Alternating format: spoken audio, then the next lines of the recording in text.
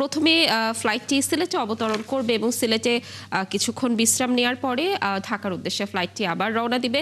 সিলেট ওসমানী আন্তর্জাতিক বিমানবন্দরের তথ্য আপনাদেরকে জানানোর চেষ্টা করব। আমাদের সাথে যুক্ত হবেন আমাদের সহকর্মী হোসেন আহমেদ সুজাদ। সুজাত নিশ্চয়ই শুনতে পাচ্ছেন আমাকে। সুজাত, যেমনটি দর্শকদেরকে আমরা জানাচ্ছিলাম যে আর মাত্র কয়েক ঘন্টার অপেক্ষা, এরপরই সিলেটে অবতরণ করবে তারেক রহমানকে বহনকারী ফ্লাইটটি।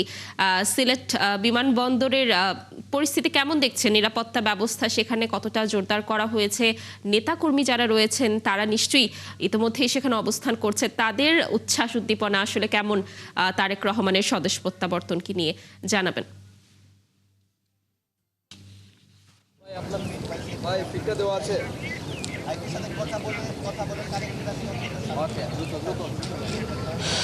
লাবণী, দেখুন, এই মুহূর্তে সবচেয়ে যে গুরুত্বপূর্ণ খবর আপনাকে আমি যেটা জানাতে চাই যে তারেক রহমানের বহনকারী যে বিমান বাংলাদেশ BG-202 আসছে এবং এই বিমানে এই মুহূর্তে থাকা একজন যাত্রীর সাথে আমার কথা হয়েছে এবং ওই বিমানে ওয়াইফাই রয়েছে, যার কারণে ইন্টারনেটের মাধ্যমে একজন যাত্রী রাসেল আহমেদ, তিনি আরব আমিরাত বিএনপি নেতা, ওনার সাথে কথা হয়েছে। উনি এই বিমানের ভেতরেই আছেন এবং তিনি আমাকে যে এই মুহূর্তের পরিস্থিতি জানিয়েছেন যে তারেক রহমান খুবই আনন্দিত এবং তিনি বিজনেস ক্লাসে বসে আছেন।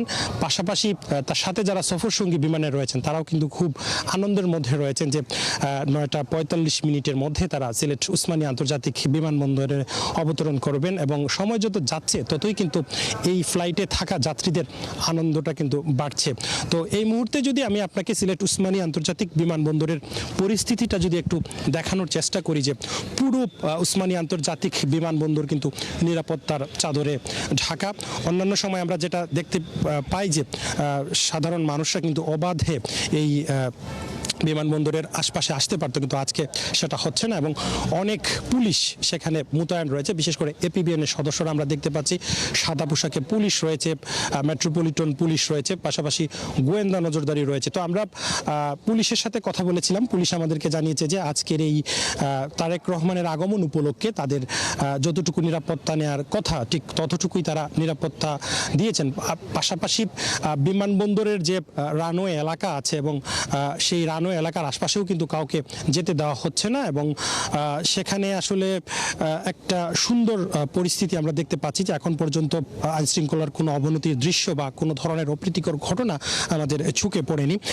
আপনি যেটা জানতে চেয়েছিলেন যে আসলে বিমানবন্দরে নেতাকর্মী আসছে কিনা, আসলে সিলেট উসমানী আন্তর্জাতিক বিমানবন্দরে 9:45 বিএনপির ভারপ্রাপ্ত চেয়ারম্যান তারেক রহমান অবতরণ করবেন। তার বহনকারী যে বিমান BG-202 সেটি অবতরণ করবে।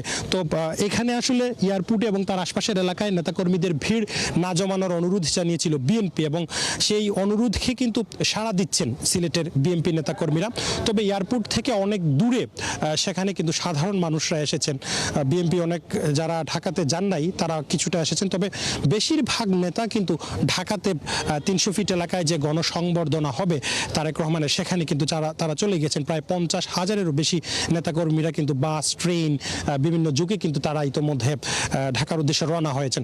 তো বিমানবন্দরের পরিস্থিতিটা খুবই স্বাভাবিক রয়েছে, পুলিশের কঠোর নিরাপত্তা রয়েছে এবং সিলেট উসমানী আন্তর্জাতিক বিমানবন্দরে আজকে তারেক রহমানের বহনকারী বিমানের আগে এবং পরে বেশ কয়েকটি ফ্লাইট আসবে এবং যাবে। সেগুলোর যারা যাত্রী রয়েছেন তাদেরকেও কিন্তু বিভিন্নভাবে যাচাই বাছাই করে তারপর তাদেরকে ভেতরে প্রবেশ করানো হচ্ছে।